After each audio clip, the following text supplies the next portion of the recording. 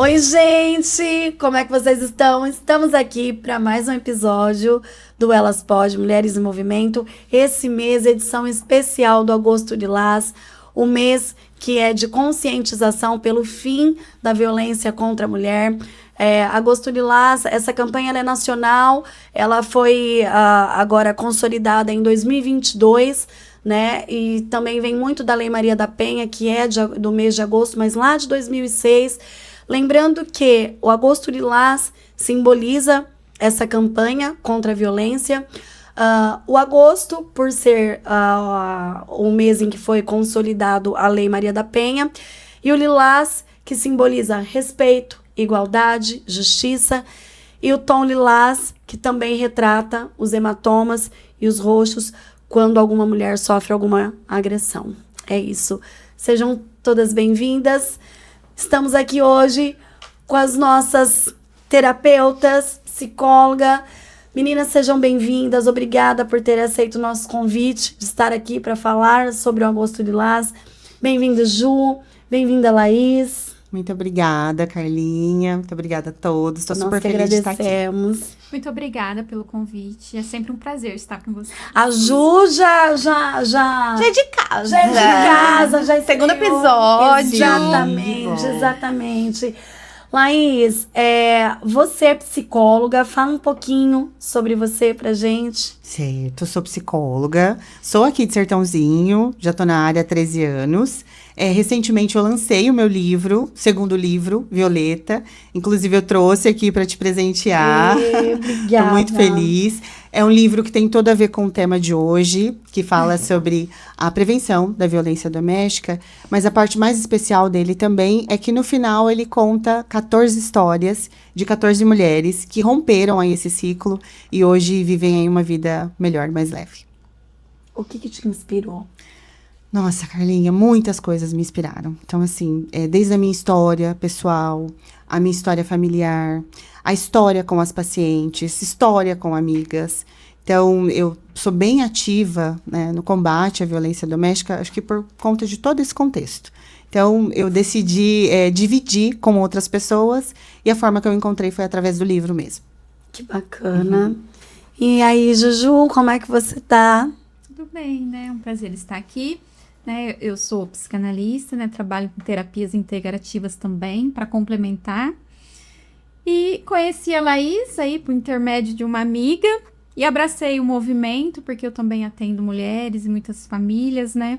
E eu falo que a gente precisa dessa parceria para saber identificar, às vezes até encaminhar para um tratamento, às vezes diferenciado, né? Mais acolhedor na abordagem e tudo mais. A Ju também é bem encabeçada ali no Maio Furtacor, que ainda é um mês que poucas pessoas conhecem e sabem, né? Que é de apoio com as mães. E é muito legal também. E uma coisa linka com a outra, né, meninas? Exatamente. E explica um pouquinho pra gente a diferença, por exemplo, da terapia comportamental para psicanálise. Certo, então são duas teorias muito importantes, né, Ju? Acho muito necessário, inclusive a Ju tá aqui também para falar sobre essa diferença, mas eu vou ser um pouco mais, vou tentar falar de uma forma que as pessoas compreendam mais. Então, para a terapia cognitivo-comportamental, a gente entende que não é muito a situação que vai resultar em como eu me comporto, mas é como eu interpreto aquela situação. Então, toda situação que acontece com a gente tem uma forma de interpretar, que são os pensamentos, a gente sente algumas emoções que levam a gente a ter determinados comportamentos. Então, na minha forma de trabalho, eu vou entender quais são as crenças que aquela pessoa tem e por que ela se comporta daquela forma. E é uma terapia também que tem muito objetivo. Então, o paciente chega com uma intenção.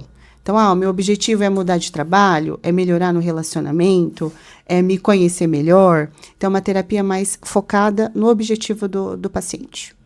E na comportamental existe essa troca de... Sim.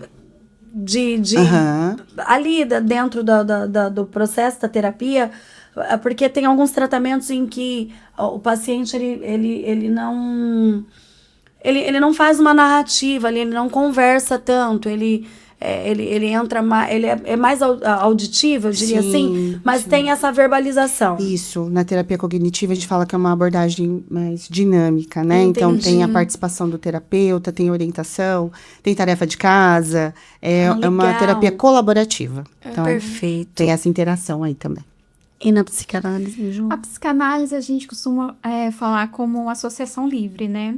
A gente trabalha e aborda tudo o que o paciente traz, tudo é importante, né? E vai buscar ali da onde vêm essas crenças que a terapia cognitiva comportamental identifica, né? A psicanálise vai lá identificar da onde veio, ali da infância e tudo mais. E é possível fazer esse link de tratamentos? Estou na comportamental, posso agregar com a psicanálise e vice-versa? Ou é uma existe... grande discussão isso, né? Assim, pode, porém, a terapia cognitiva, ela tem algumas, como se fossem evidências científicas para tratar determinados transtornos. Então, é como se fosse uma recomendação, né? E aí eu preciso usar as técnicas dessa teoria. Então, eu não vou conseguir, às vezes, usar outras técnicas de outras abordagens. Entendi.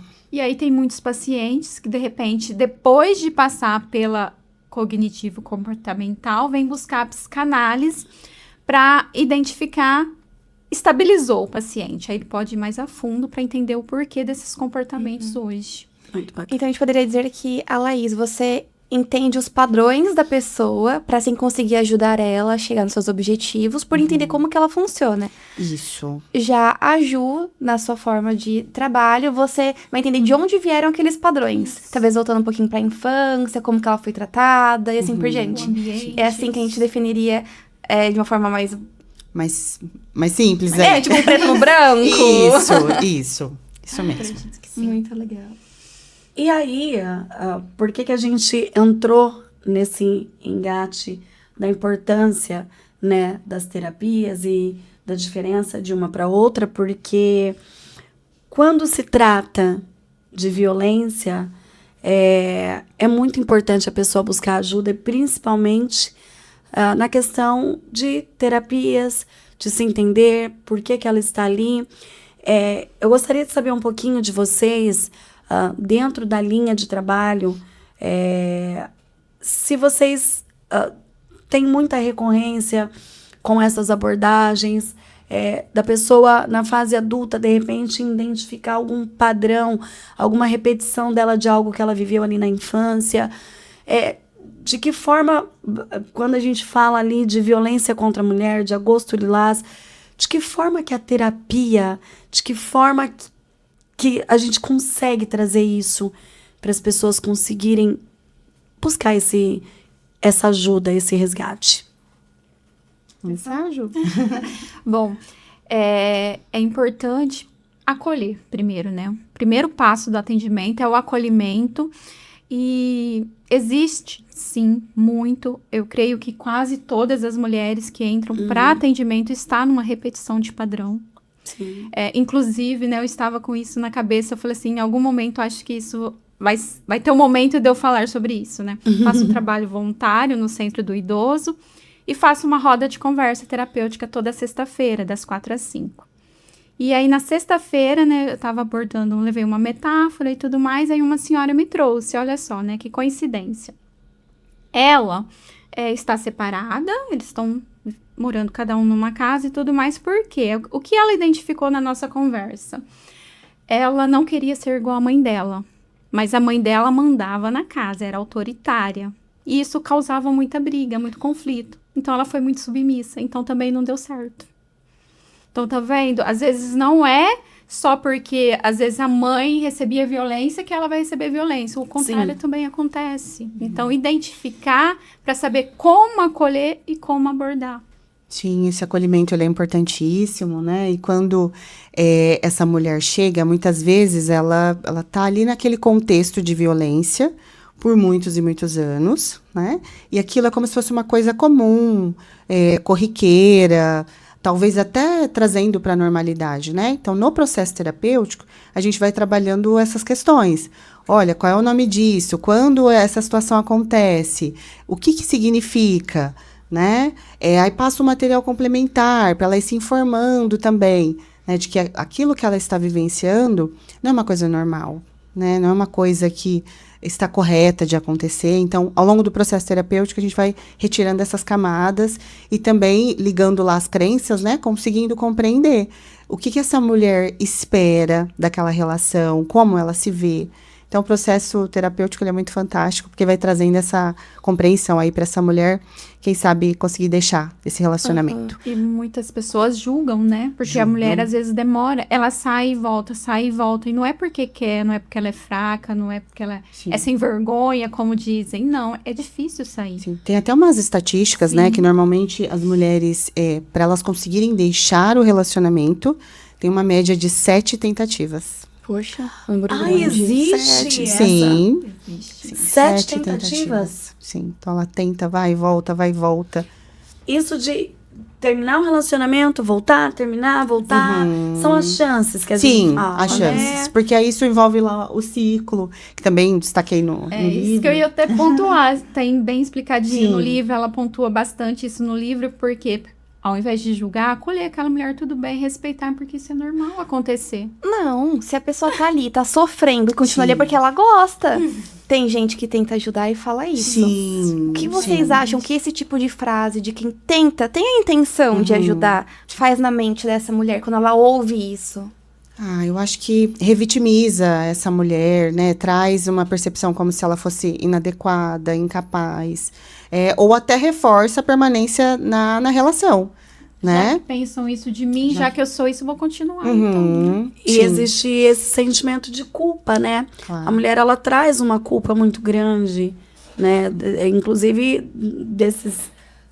desses abusos e tudo mais, em muitas situações, elas não reconhecem que estão sofrendo isso, né? Sim, porque tem toda uma questão também estrutural, cultural, né? De que a mulher sábia edifica o lar, de que uma mulher de verdade ela tolera, ela passa por várias situações, que o casamento é para a vida toda. Então, Não é pra destruir todas a essas família. questões. o agressor é manipulador. Sim, sim. Ou, ele é uma boa pessoa. Né? Então, todas essas camadas dificultam a saída dessa mulher de relações ruins. Mas e se ela usar como argumento, ele nunca me bateu? Isso já é argumento suficiente pra ela achar que ela não sofre uma violência doméstica? Sim, pensando assim, como a cultura funciona, né? Porque eu recebo muitas mulheres que elas falam exatamente isso. Mas não tem agressão, né? Mas tem violência patrimonial, verbal, psicológica. Tudo faz parte do conjunto de agressão. Mas as pessoas, no geral, só consideram agressão quando é agressão física. Né? Então, isso é uma coisa que a gente precisa informar. Porque eu acho que vem também de uma repetição de padrão dentro desses atendimentos que vocês fazem. Grande parte deles são identificados que todas essas repetições de padrão, elas vêm de fato da infância, ou vocês conseguem identificar que em algum momento houve algum relacionamento em que ela viveu aquilo e ela acaba repetindo um padrão, não daquilo que ela vivenciou na infância, né? Mas daquilo que ela, de repente, viveu num primeiro relacionamento e começou a repetir isso nos próximos, né? Porque a gente está falando de uma situação, mas existe essa recorrência. Terminei um aqui, agora eu vou entrar naquela questão para vocês, meninas da terapia, das mulheres que falam, tem o dedo podre. Eu Nunca, só né? me relaciono com pessoas assim. Sim. Eu só repito esse padrão. Porque até então a gente está falando de ali daquela situação de lá de trás. Mas e aí? Dentro de uma proporcionalidade, o que vocês costumam ver de mais comum ali? Sim, essa questão do dedo podre é clássica, né? Quem nunca ouviu. Sim. Mas isso, em relação ao sujeito, né, a mulher, tem questões que só a terapia vai proporcionar isso, que é trabalhar o que tem na história dela, que faz com que, como se ela buscasse algumas emoções ou repetir determinados comportamentos. Então, me atrair mais por pessoas indisponíveis, né? O que isso tem de ligação com a história dela? Quem eram as pessoas inicialmente da infância ou adolescência que não estavam disponíveis para ela? né? Então, no processo terapêutico a gente trabalha isso. E é muito difícil acabar com esse padrão, desmistificar, fazer a pessoa encerrar isso, ela entender que era um padrão e que ela precisa mudar ele? É um processo, né? É um processo. Não vou dizer que é fácil, simples, mas é possível, né? Para isso eu vou precisar, então, de um empenho dessa pessoa, mais conhecimento, mas é possível. A partir do momento que ela identifica, né, ela já está iniciando o processo, né? Ela precisa identificar, opa, o porquê isso acontece comigo? Por que eu só busco esse tipo de pessoa, né? Isso é o mais importante. Quando ela identifica, ela já está iniciando esse processo aí de se afastar desse padrão. Porque quando a gente fala de violência, é claro que a gente remete só ao fator físico, a agressão e tudo mais. Mas quando a gente traz para terapia, quando a gente traz para o campo psicológico, ela tem várias nuances aí para a gente abordar, né?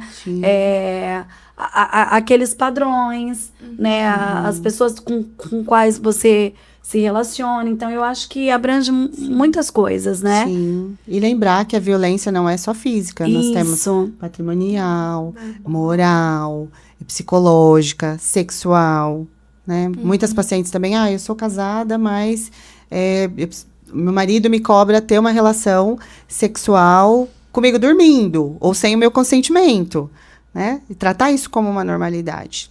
E não é. E como que presenciar isso, uma criança presenciar isso talvez com os pais, com algum tipo de familiar, como que isso influencia no desenvolvimento dela? Quem ela vai se tornar? Sim, isso é uma preocupação também, né? Porque quando a gente fala de violência, tem toda uma estrutura e uma camada, que normalmente começa onde não deveria, que é nas casas, nos lares, né? Então, uma criança que ela é exposta a muita violência, muito provavelmente ela vai ser uma criança com algumas instabilidades.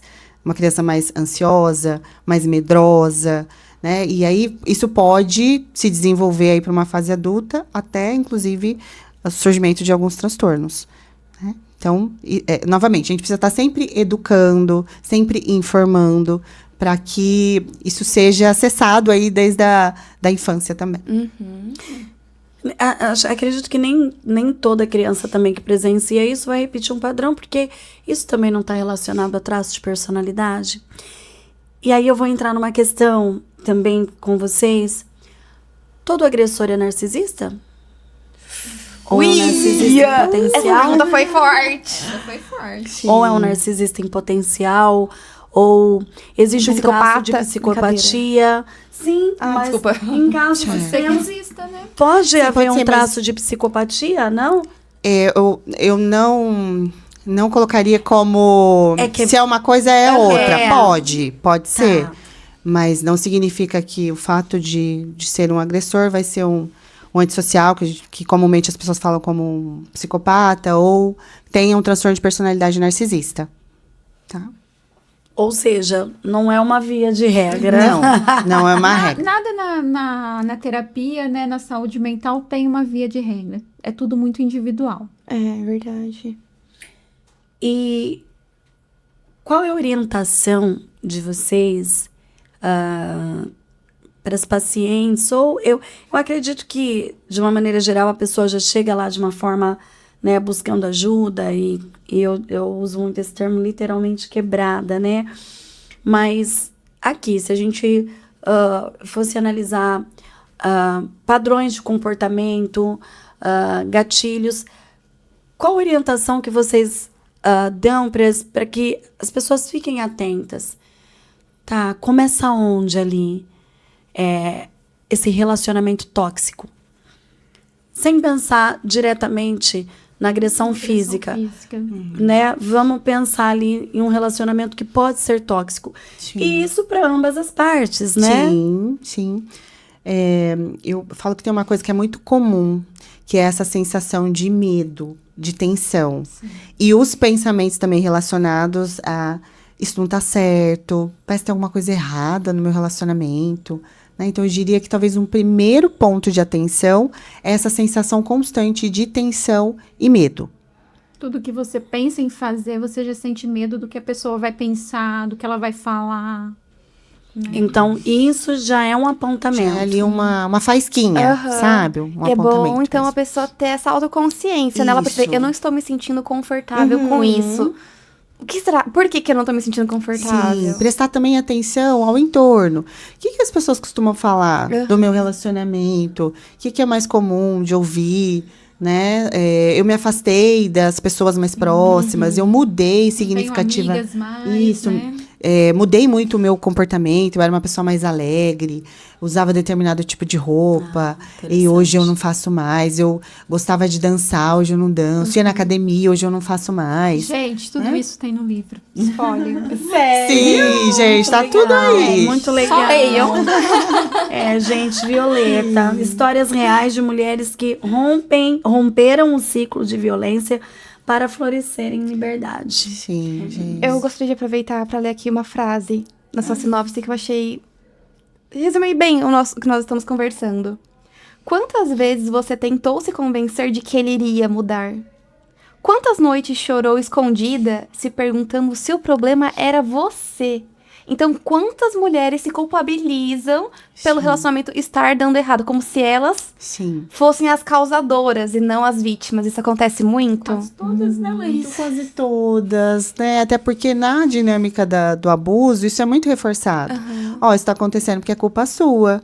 A gente tá terminando porque você não conseguiu sustentar essa relação. Então, essa mulher, ela fica com muita responsabilidade, né? Então, o que tá aí na sinopse é o que eu mais costumo ouvir das mulheres e o que estava também presente nas histórias aí do livro. Sim. Mas existe uma questão cultural também, né? De que, voltando lá na fala inicial, de que a mulher, ela tem que suportar tudo isso. Vocês acham que, ultimamente, a gente tem vivido, principalmente pelas redes, eu diria que uma polarização a respeito disso? De como uma mulher... O que vocês acham, inclusive, da galera que está lá na internet ensinando os 10 passos de como uma mulher deveria se comportar num relacionamento, qual roupa elas deveriam vestir, enfim, de que maneira se comportar. Vocês acham que essa polarização, principalmente em redes sociais, de um padrão de comportamento que a mulher deveria ter, ela ajuda ou ela atrapalha no processo? Dela se reconhecer quem ela é. Porque no momento que tudo aquilo aparece nas redes, existe um movimento pregando que você tem que agir dessa forma. Existe outro movimento dizendo que não, você tem que agir daquela forma. E isso sim, aí você vai ter um relacionamento perfeito, aí você não vai ter um relacionamento tóxico. Vocês acham que esses movimentos, eles mais ajudam que atrapalham? Ou eles são, sim, uma via de auxílio? Olha, na minha opinião, atrapalha. A minha também. Sim. Porque o mais importante para você não vivenciar um relacionamento tóxico ou identificar é você se autoconhecer. Se você se conhece, sabe do que você gosta e a pessoa com quem você se relaciona já te conheceu assim, vai ter que aceitar a sua maneira de vestir, os seus gostos e tudo mais. E é claro que aí existe um equilíbrio que vocês vão ali entre um acordo identificando junto. Até porque nós passamos de fases. Por exemplo, o que eu gostava com 15, com 20 foi mudando, com 30 agora com 40 mudou um pouco mais. E tudo bem, essa sou eu. E tem pessoas que com 40 são diferentes e tudo bem. Eu acho que esses movimentos são bem complexos. Contribuem para que essa manutenção dos relacionamentos abusivos permaneçam, responsabiliza, né, as mulheres. Então, é como se o relacionamento fosse só o investimento da mulher. Então, é a mulher que precisa se adequar, é a mulher que precisa evitar. E relacionamentos são duas pessoas, né, gente? Então, no meu ponto de vista, esses movimentos eles colaboram para que a violência continue acontecendo. Esse é um detalhe importante, porque a gente tem uma crescente muito grande de movimentos contra, mas parece que quando a gente abre as nossas redes sociais, quando a gente liga um noticiário, parece que todo dia Sim. Tá Cada vez acontecendo mais. cada dia numa potência muito forte. É claro que antigamente essas violências elas eram veladas, Sim, né? Então a sim. gente traz esse traço cultural de lá de trás e agora isso está muito exposto. Sim. Mas eu acredito que também quando a gente tem pessoas orientando e trazendo o outro para a consciência, né, de identificar, isso é muito importante. Mas existe um limite. Ou seja, para evitar um relacionamento tóxico, a gente tem que observar isso de uma maneira geral, como vocês disseram. Mas existem as concessões também, Sim. porque é isso. Sim, né? claro. Relacionamento é isso. Como vocês orientam as meninas aí de uma maneira geral entender o que é concessão e o que é abuso? Eu gosto de falar com a questão do flexibilizar, Isso, né? Então, ótimo. eu não vou Essa entortar flexibilização. até quebrar para me encaixar ali no relacionamento, mas eu preciso ceder, né? Concessões são naturais que aconteçam nas relações. Às vezes né? é mais inteligente. Para que as pessoas não levem no extremismo. Não. Sim. Agora também Posso fazer eu nada, tenho né? que ter autonomia e não sei o quê. Sim. Para as pessoas conseguirem ter essa. Trazer essa linha de raciocínio do equilíbrio. Está acontecendo O que é a muito isso. flexibilização e o que é um abuso, né? A ponto também do outro não poder opinar de maneira nenhuma Sim. num relacionamento porque está sendo abusivo. Olha, eu vou contar outra história, porque me fez lembrar, porque como eu atendo muito pacientes homens também, eles estão com esse problema também. Sim. Às vezes, olha, tô paquerando, nem chega, né, frouxo. Não, eles têm medo de chegar, porque tudo é abuso. Então, às vezes, eles também têm que ter uma cautela. Então, isso está tão intensificado, está tão Isso. fora da flexibilidade, que está prejudicando ambos os lados. Então, os homens precisam também estar atentos a esse movimento também. Como se fosse ali os homens relatam mesmo. Eu tô um pouco Isso. perdido, eu não sei o que eu faço, como eu me comporto. Porque a gente tá passando por essa transformação, né? As mulheres com mais autonomia, com comportamentos diferentes. Isso causa um pouco de... como se fosse uma confusão para os homens. Então, isso também tem que ser um debate para a gente voltar a falar, né? Olha, a diferença, eu sempre falo que tem 2 pontos importantes de uma concessão, que é a flexibilização, e um abuso, né? O abuso, eu tenho a presença de 2 coisas, intensidade e prejuízo, né? Então, gera muito sofrimento e acontecem de forma sistemática. A flexibilização, ela é eventualmente...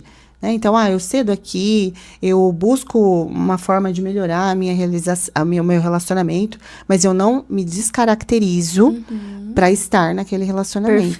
Perfeita colocação. Sim. Eu acho que dessa maneira as pessoas conseguem entender melhor, né? Porque existe a gente tem observado esse extremismo mesmo, e chega um momento que as Sim. pessoas já se confundem de não saber de que maneira agir, de que maneira ou identificar uma violência. Que é ou um entender relacionamento saudável. Exato. o que é um né? relacionamento saudável. E eu acho que esse extremismo tá muito conectado ao egoísmo também hoje. Porque as pessoas pensam assim, eu sou assim, Sim. eu não vou mudar.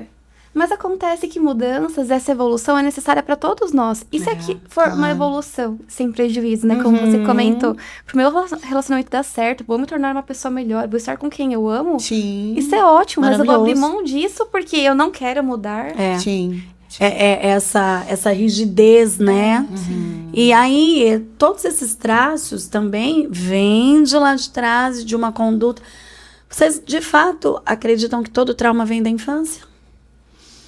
Nem todo trauma vem da infância, porque às vezes eu posso ter um trauma na adolescência, na fase adulta, mas muitas coisas importantes acontecem na nossa infância. Sim, às vezes você já tem o gatilho na infância ou algum acontecimento só potencializa o trauma ali em outra fase da sua vida. A infância molda muito quem nós nos tornamos, Sim. né? Assim, a forma como que a gente enxerga as coisas, Sim, como são a gente se sente. Os primeiros aprendizados, né? Então a gente está descobrindo o mundo. Então a infância é uma fase muito importante, mas como nos ciclos, né? A gente continua em desenvolvimento, a gente continua desenvolvendo a personalidade, que hoje os estudos apontam aí até os 24 anos, né? Então até essa idade determinados acontecimentos, não que eles serão determinantes para que aquele indivíduo se comporte de certas formas, mas ele vai contribuir muito. Então, coisas que acontecem até essa idade, vai ter uma contribuição para a formação dessas crenças e para as questões de personalidades também. Existe uma resistência da procura de terapia por parte das mulheres quando sofrem algum tipo de agressão? Olha, existe, né, Laís? Sim, Existe, sim, existe. Por conta de toda essa cultura também, né? E elas também têm uma exposição, e elas também têm uma preocupação, que isso também é muito interessante, com o agressor, com a imagem dele. Então, nossa, eu vou ter que expor na visão delas, às vezes é bom né? pai, é bom filho. E porque já tem toda essa questão da vitimização, né? Então, ela se sente muito culpada. E aí ela também tem essa preocupação com o parceiro, né? O que as pessoas vão pensar. Ou eu vou ter que tocar em pontos... na terapia eu vou ter que falar sobre coisas que eu nunca contei pra ninguém.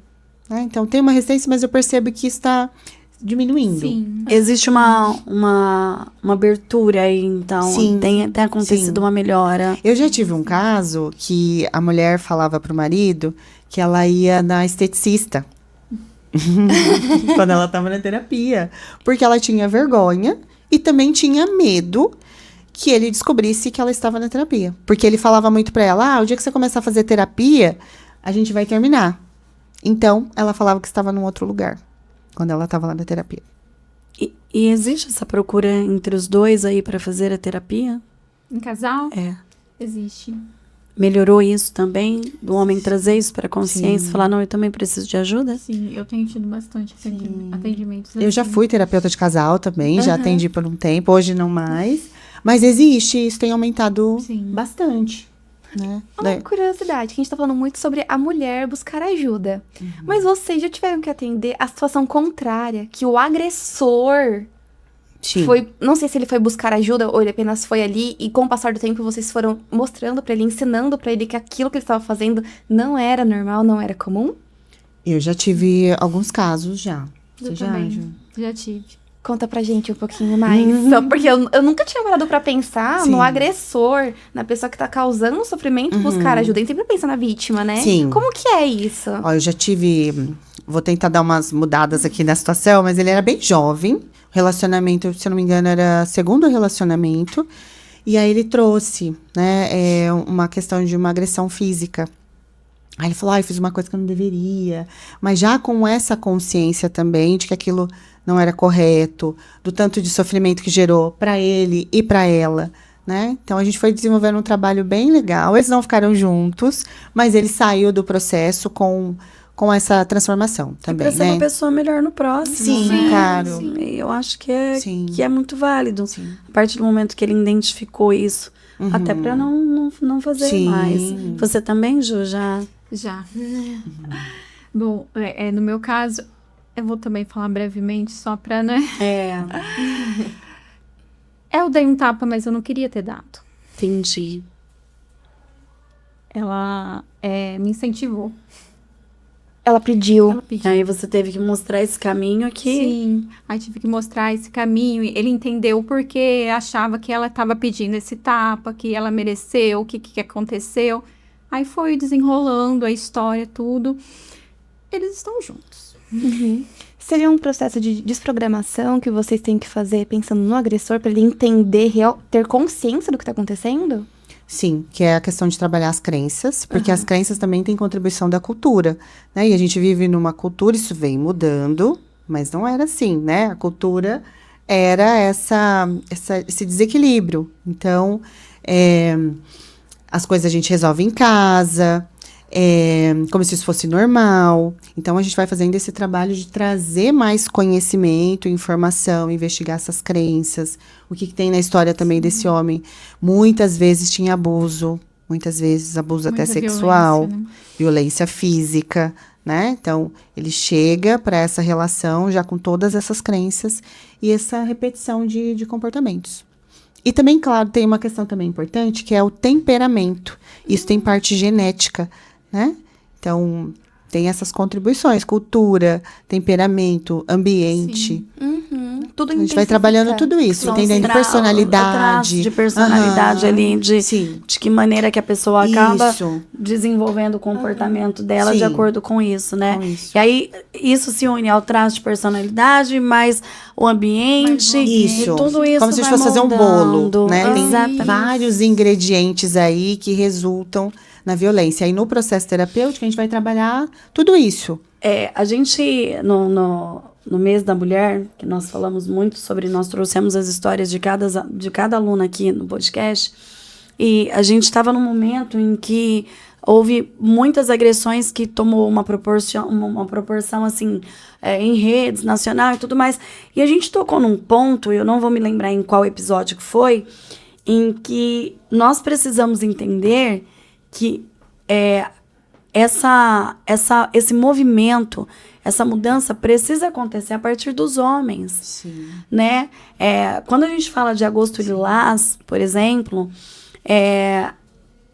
quem que tem que estar à frente disso? Porque todas as vezes que a gente fala de conscientizar uma mulher, mas onde que está a conscientização dos homens? Sim. Eu vi uma campanha muito legal, não me lembro de qual empresa foi, em que os homens fizeram a linha de frente. Eu vi também. Né? Em que eles foram falar. Uhum. Porque muitas vezes a gente acostuma dizer que homem respeita outro homem, Sim.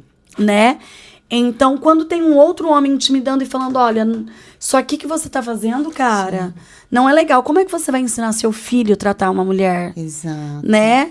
Então, como é que você vai educar o seu filho para a sociedade, um pai, né? Como é que os homens, porque quando a gente fala da união das mulheres aqui para combater o Agosto Lilás, ok, isso é muito óbvio. Mas e aí? Né? Como é que a Parece gente vai se educa? criando uma barreira maior. Ou como Homem se e fosse mulher. responsabilidade Como é que a gente só da traz? mulher, né? Nós vamos fazer a Precisa nossa da participação caminhada. deles. Agora, A gente tem não- que lutar pra gente não sofrer violência. Sim. Não é eles que têm que lutar pra eles pararem disso. Exatamente. Precisa dessa inserção deles também, né? Precisa, e eu acho esse que é um projeto, movimento né? que a gente precisa começar a realmente esse despertar para os homens. Nós vamos fazer a nossa caminhada agora, se eu não me engano, é dia 28 de agosto, que é o último domingo do mês, que é a nossa primeira caminhada 180. E o grande convite é: homens, participem com as suas esposas, com as namoradas, porque é legal ver esse movimento partindo deles, Sim. né? De como eles se comportam. Porque geralmente, a gente viu muito isso agora nessa fase de Copa do Futebol, das mulheres lá bravas com o marido, porque é Neymar, nossa! Mas entende que o homem, ele admira um outro homem, ele tem um Sim, outro homem como ídolo. Tá, o que esse cara tá fazendo para ser exemplo? Sim. Sabe? O que ele tá fazendo ali no convívio dele? Isso é muito Sim, importante. Isso é muito importante. Recentemente também eu recebi um convite de uma empresa, que isso também é importantíssimo, para fazer esse movimento, essa palestra para os homens, né? Porque é importantíssimo que eles tenham essa participação, esse conhecimento, essa informação, né? Do que pode, do que não pode, como prevenir isso, como repassar para os outros homens, para as crianças. Então, a gente precisa da participação deles Eu também. acho que a gente já pode pensar em começar aqui com o Raul e o Bruno. O que você acha, Gabi? Pois é, já Ótima fica ideia. Acho que eles já precisam começar a fazer uns videozinhos ali, já orientando os homens, né? Do que não fazer. É porque todo homem ou tem uma irmã, tem uma filha, para saber identificar se está acontecendo com a pessoa, né? Todo mundo precisa. Ler o livro, fazer parte do movimento. Ah, tá, mas eu não me relaciono. Tá, mas você pode ajudar uma pessoa a identificar o que está acontecendo. Sim, E no conseguir maio- orientar. Desculpa, Ju, pode falar. E no Maio da Cor a gente tem feito isso. Os encontros estavam voltados muito para a saúde mental materna. É o foco. Para gestantes. Agora a gente tem feito muito encontros de casais, trazendo os pais, porque é a rede mais próxima de apoio, né? Sim. E que um exemplo que eu ia dar quando um homem se comporta dessa forma violenta, né? Os amigos também conseguir. Olha, cara, isso não tá legal, isso não é certo, né? Já parou para pensar o que você tá fazendo? Então a gente precisa desse apoio aí dos homens também. Isso é extremamente necessário. E começar a educar também lá com as criancinhas, né? Fazer esse trabalho Cedo, isso. desde cedo com as adolescentes, porque também os primeiros relacionamentos, se a gente não tomar São mais cuidado, tem essa suscetíveis. tendência também. Então, é fazer um trabalho de prevenção. Meninas, qual orientação que vocês dão para as meninas identificar quando, como e onde procurar uma terapia?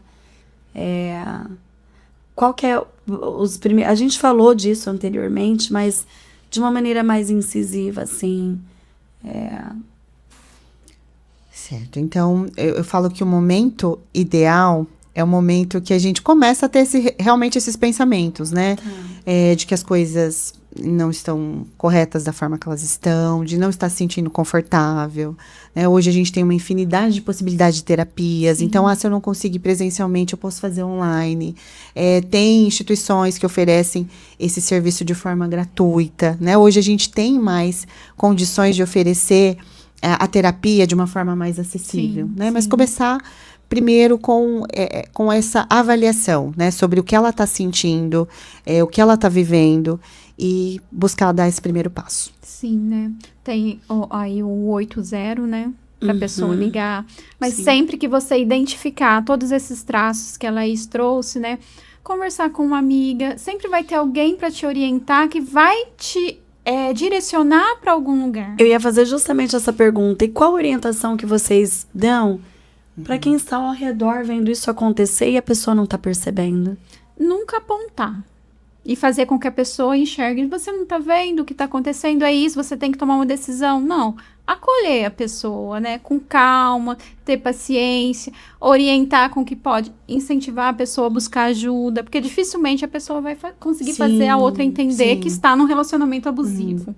Eu sei que é muito sofrido também para quem acompanha, porque as pessoas ficam sem paciência, sentem raiva, sentem medo, sentem muitas coisas, né? Então, costuma também acontecer um isolamento dessa mulher que está vivendo a relação. Então, o que eu peço é, não desista da pessoa que você ama, né? Da sua amiga, da sua prima, da sua mãe, Filha, né? Tenha paciência, porque é um processo longo. E essa mulher, olha, fica até arrepiada, ela vai precisar de uma rede, ela vai precisar de apoio. Então, se ela estiver sozinha, as chances dela permanecer naquele lugar é muito grande. Então, a gente tem que ter paciência, né, para lidar com essa situação. Mas eu entendo que é uma situação difícil. E grande parte das meninas, quando vão para terapia, temos sucesso aí? Muitos. Eu vibro, eu me emociono, eu comemoro. Muitas também, mesmo terminando o processo. Então, às vezes, terminou o processo, interrompeu por alguma forma, ela estava no relacionamento, mas depois ela sai. Recentemente, eu tive um caso assim. Ela me ligou. A gente já estava em terapia há uns 2 anos. Ela falou, quero te contar que eu me separei. Mandou foto lá da certidão. Falou, tô vivendo uma outra vida e queria te agradecer.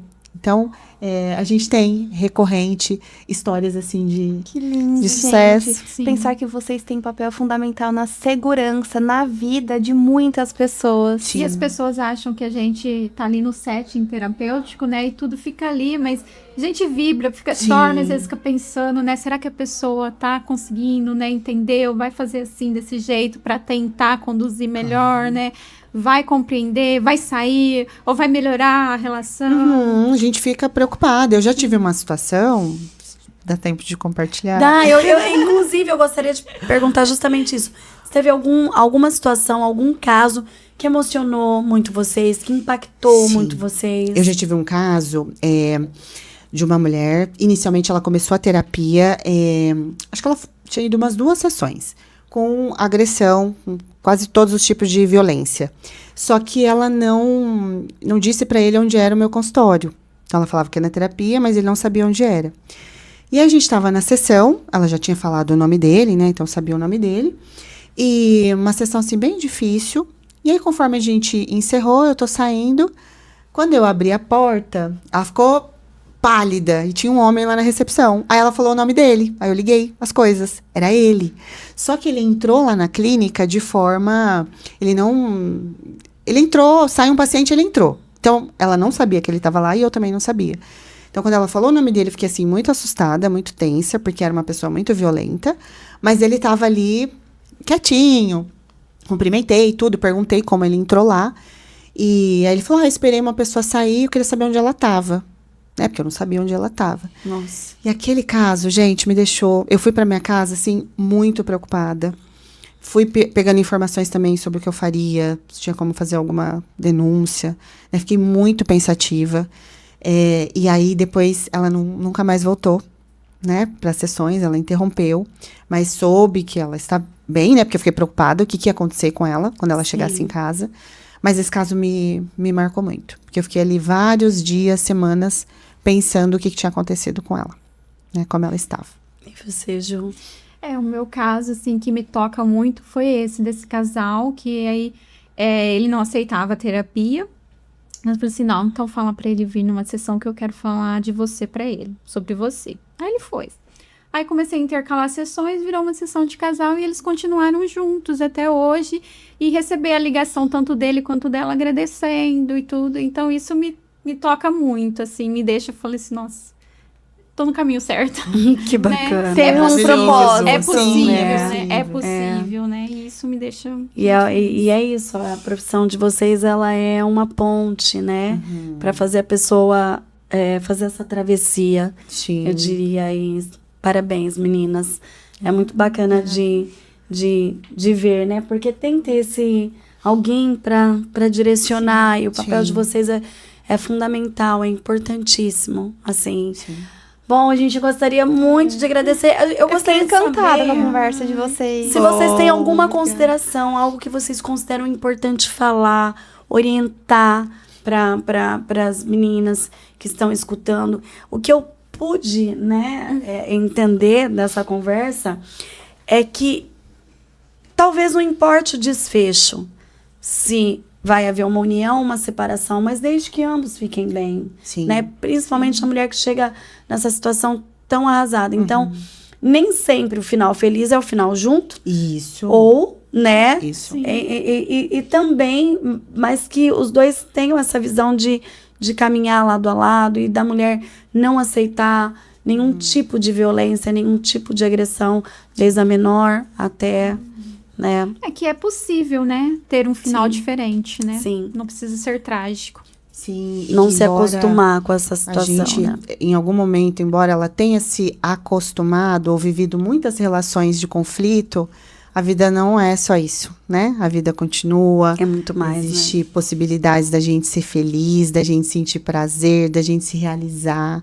E é isso que eu desejo para todas as pessoas, não só para as mulheres, né? E olha, meninas, aqui eu sempre cito muito isso para as meninas que a gente atende na minha sala de avaliação, que a gente brinca que é um pouquinho terapia, né, Ju? Já falei isso para Ju, que inclusive eu fui fazer terapia, mas busque algo que vocês gostem de fazer, que vocês se reconectem com quem vocês são,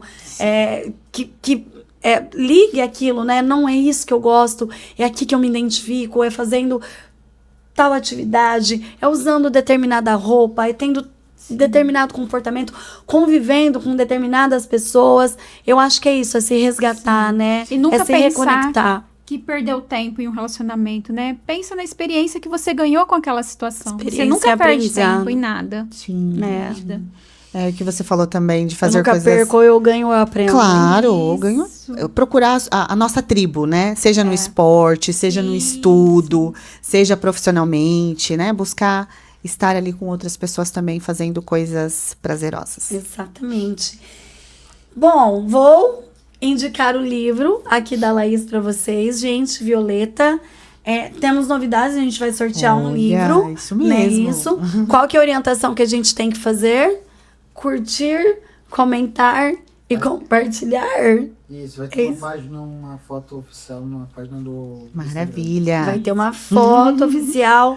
Sim. Parabéns pelo livro, Laís. Muito obrigada, E meninas, Camila. muito obrigada. Bom, queremos presentear vocês. Eba! Eu gostaria que vocês Obrigada. abrissem. Aqui é a nossa primeira caminhada, 180. Ai, que linda! Adorei! E aí, a hora que vocês abrirem a camiseta, tem um dizer aí atrás dela. Amei! Amei. Um Olha, cheirinho. gente, que Cada maravilhosa. passo importa, caminhando pelo fim da violência contra a mulher. Ai, que linda. Tudo a ver, né? Tudo a ver, né? Ah, e aproveitando, né, que no mês de agosto estamos aí com o Movimento Violeta, Isso. com o livro da Laís, né, Laís? Isso, Fala aí um é uma pouquinho. campanha. Que eu tive de ideia, e tô contando com a participação também da Ju. Eu tô com um projeto de doar livros para mulheres que estão aí em situação de vulnerabilidade, né? Então, quem puder doar, cada R$ 25 corresponde a um livro que será doado para uma mulher que precisa dessa informação e desse fortalecimento. Que bacana. Muito bem. E olha, vocês estão super convidadas e mais que convidadas para usar essa camiseta, inclusive, Claro. no dia da nossa caminhada, na última semana de certeza. agosto, Estarei lá. domingo, no Parque Linear. Então já vamos unir aí a caminhada 180 com Sim. Violeta, que tem tudo a ver, né? Ai, que Mas um bom. episódio maravilhoso. Obrigada, Ai, meninas. obrigada, Amamos meninas. estar com vocês A gente aqui. que agradece. Muito Como que as obrigada. pessoas encontram vocês nas redes, meninas?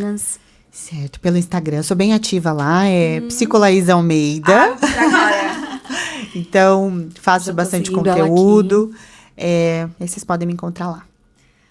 Bom, eu também pelo Instagram, não sou tão ativa assim, apesar de estar em muitos movimentos e muitas Ju é uma ações. ativista. Eu sou uma ativista quase. É Juliana Lúcio Psicanálise. É isso, meninas. Sigam as meninas lá nas redes. Sigam o nosso podcast, Elas Podem, Mulheres em Movimento, porque é isso, somos um movimento. E curtam, compartilhem e esperamos vocês na nossa caminhada Agosto Lilás. Obrigada por mais um episódio, meninas. Muito obrigada, viu? Obrigada. Beijo. Beijo. Beijo, gente. Tchau, Até a tchau. próxima. Tchau. Obrigada.